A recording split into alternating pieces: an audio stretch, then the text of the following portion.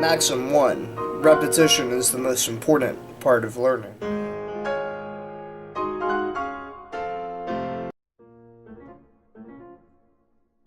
Maxim 2. The most important part of playing multiple harmonic type instruments at the same time is making sure they're in tune together.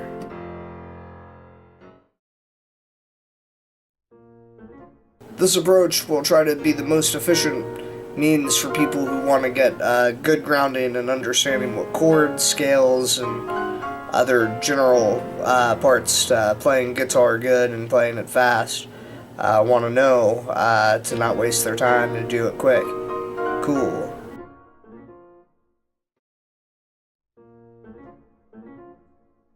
This approach believes in information acquisition hierarchy that people first have to understand the names of things, so the nominal level of a thing, 1 for instance, before they can construct an abstract level, that 1 plus 1 equals 2, or even a conceptual level, and so forth.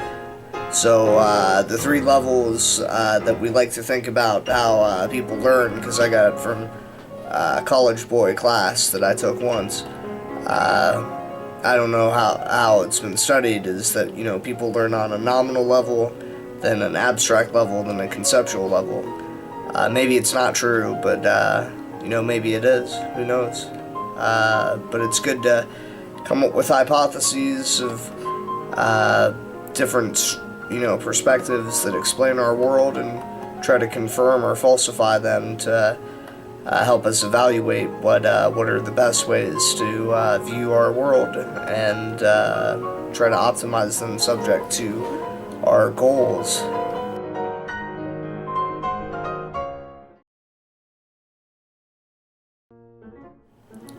Nominal round 1. Notes, intervals, perspective, navigating the fretboard. Notes are useful if you want to think about things and have it preserve the information of what particular key you're playing in. So by using the notes approach to understanding what you're doing, that information is more retained, but information's less compact. As we'll see with the interval approach, intervals provide a structure, and so using intervals makes it so that we can represent 12 times as much information using just one time of writing it. So it saves us, 12x. So it can be useful, but some people like to use keys and how they try to approach things. But we think that intervals is the more useful approach in this case. So if you're looking at notes and wanting to understand them in an ascending order, starting from A, it would go A sharp, B flat, B, C, C sharp, D flat, D, D sharp, E flat, E, F, F sharp, G flat, G, G sharp, A flat, and then back to A. So that would be. So let's go over what the notes perspective would be. Looking at it starting in the key of A on the 5th fret of the low E string. The notes would go A sharp slash B flat on the 6th fret, B on the 7th fret, C on the 8th fret, C sharp slash D flat on the 9th fret, D on the 5th fret of the A string, D sharp slash E flat on the 6th fret of the A string, then E, F, F sharp slash G flat, G, G sharp slash A flat at the 6th fret of the D string, and then to A at the 7th fret of the D string, and that's our octave. So, in descending order, the notes perspective will go A, G sharp slash A flat, then G, then F sharp slash G flat, F,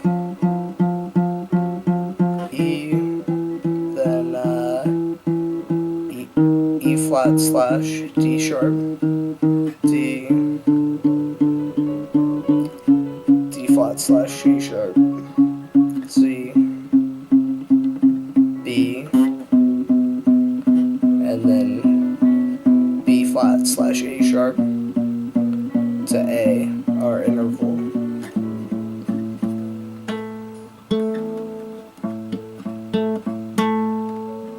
Alright, there we go.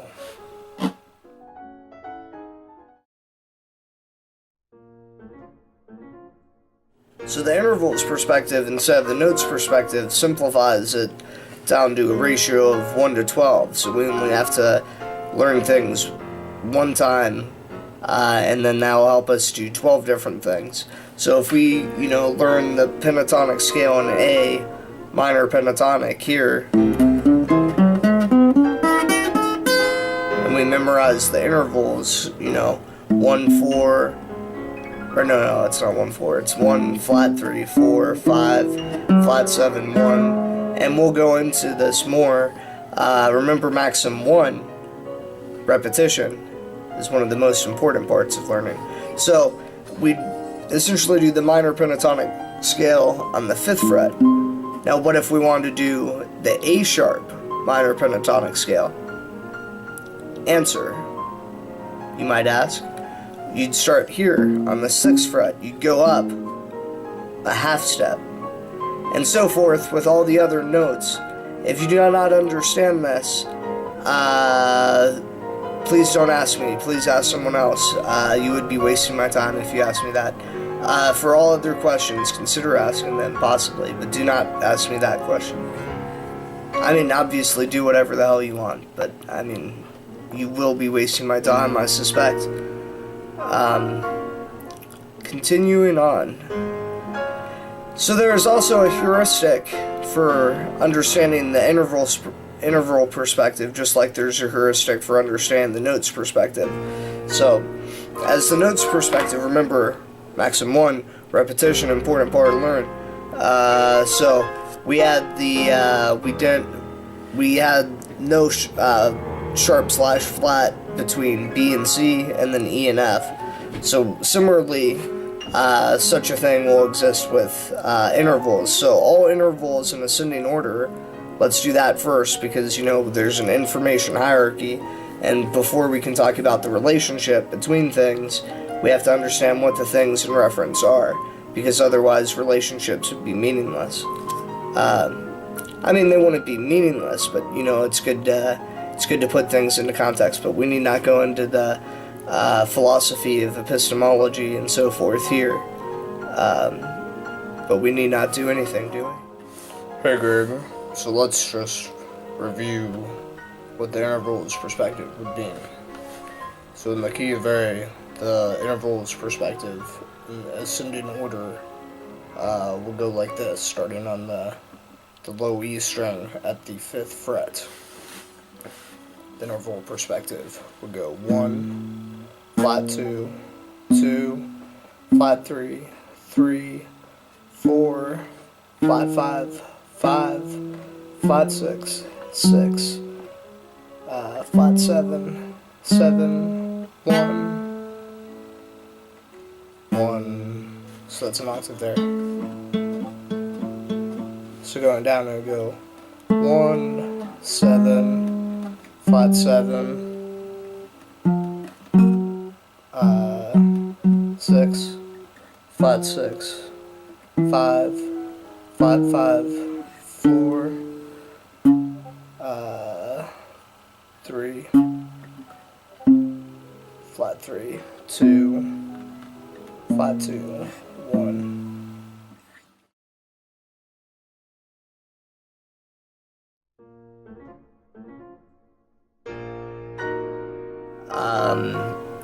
So the heuristic, if you want to make it easier for you to memorize that, is that there is no flat slash sharp between B and C, and there's no flat slash sharp between E and F. But all the other ones have a flat slash sharp between them.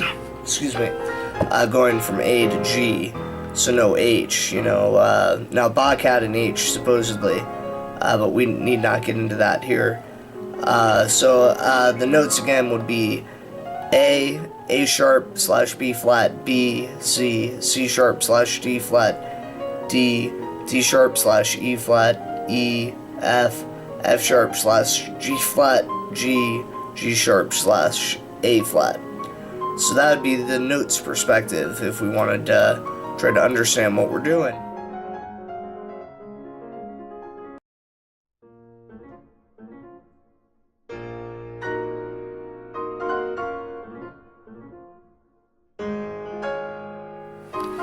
Continuing on, intervals in ascending order would go 1, flat 2, 2, flat 3, 3, 4, flat 5, 5, flat 6, 6, flat 7, 7, 1. And so between 3 and 4 and 7 and 1, that's the heuristic, there's no flat. So all the other ones have a flat between them. So again, it would go 1, flat 2, 2, flat 3, 3, 4, flat 5, 5, flat 6, 6, flat 7, 7, 1.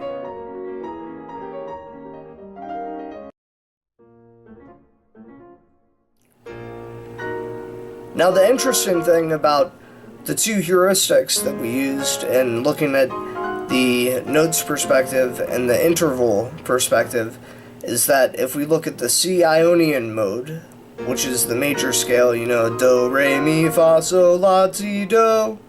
I don't think I did all the keys right, but, you know, it's a common thing that many people have been exposed to in some form. Perhaps that meme, that tiny self-replicating part of culture has not yet been introduced into your brain yet, but I'm no cognizer of your experience. But so, in C Ionian, the heuristics kind of overlap. So what do I mean? So C Ionian, repetition is an important part of learning, so we're not going to go, you know, too much into what C Ionian is and what intervals directly are in it yet. But so the C Ionian scale would go 1, 2, 3, 4, 5, 6, 7, 1. That's what Ionian is, but we'll go further into it in another lesson. 1, 2, 3, 4, 5, 6, 7, 1 is are the intervals that would be used in Ionian mode. And so in C Ionian, the notes go C, D, in ascending order, C, D, E, F, G, A, B, C. And so the interesting thing is the 3 and 4 in C Ionian is E and F, and the 7 and 1 is B and C. And so the two heuristics overlap. Now this doesn't have any sort of greater meaning other than it's really just, you know, understanding the nature of what a mode is, and, you know, the nature of what a key is. And so hopefully, if you look inside yourself, someday you'll see. Good. So the important thing about the notes and interval perspective that we've had up till this point is that it has shown us how to navigate the fretboard in an ascending order. Okay? So now, what we'll learn is how to navigate the fretboard in a horizontal order. And that's in reference to how the guitar is tuned. Now, usually a guitar is tuned in standard tuning, which is in fourths. But sometimes it can be tuned as an open chord, like a G, open, and other things. And as I need more content to fill up, to make it so that I can use my Steam upvote stuff without getting downvoted, as I need to make more content, I'll make videos about that stuff too, to make more money, hopefully. Continuing on though, so the way that the instrument's tuned will dictate how you navigate the fretboard going down. So a guitar is tuned in fourths going down, which is the ascending order actually, so you might want to say going up depending on perspective, obviously, you know. But so the circle of fourths goes 1, 4, flat 7, flat 3, flat 6, flat 2, flat 5, 7, 3, 6, 2, 5, 1. And in the next lesson we'll give you a useful means to memorize the circle of fourths and reduce the complexity of memorizing it to about half. a little above half, but near half. So once again, the circle of fourths is 1 4 flat 7 flat 3 flat 6 flat 2 flat 5 7 3 6 2 5 1. And so going in reverse, it's called the circle of fifths, and that would be going up the fretboard, going towards the ceiling on the fretboard if you're playing it normal, not like Jimi Hendrix. But it would also be going down in tone depending on the perspective. So when you say up or down, just keep the perspective in mind. So the circle of fifths, though, is just it going in reverse. A circle of fifths is how a violin's tuned. It's how a mandolin is tuned, and so forth. So the circle of fifths is 1 5 2 6 3 7, flat 5, flat 2, flat 6, flat 3, flat 7, 4 1. I'm not going to say it again. I did it right there, so I don't need to waste any more time with that. You can just look at the attached slides if you're viewing this somewhere where somebody has included the slides for you. And continuing on. So the double perspective in the key of C Ionian would look like this. From the intervals perspective, it would go 1 2 3 4 5 6 7 1 1 7 6 5 4 3 2 1, and then in the key of C Ionian the same notes, but from the note perspective we'll go C D E F G A B C C B A G F E D C.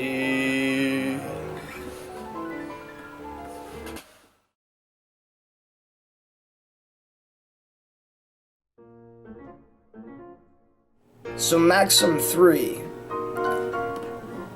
Though we say a guitar is tuned in fourths, why is B tuned a half step lower as a third? And the answer to that, coming up, just kidding, the answer is so that it repeats back to E. So repetition is an important part of learning, and the reason that a guitar is tuned a half step lower than all the other strings, the reason the B string is tuned as a third is so that it repeats back to E, so that B to E is a fourth. And so a bass guitar, a 5-string bass, that is why the 5-string goes B, E, A, D, G. So that's why they do it, maybe. So yeah, at some point we'll talk about other tuning stuff, and that concludes maxim 3 about why the B is tuned to half third as a third, half step lower.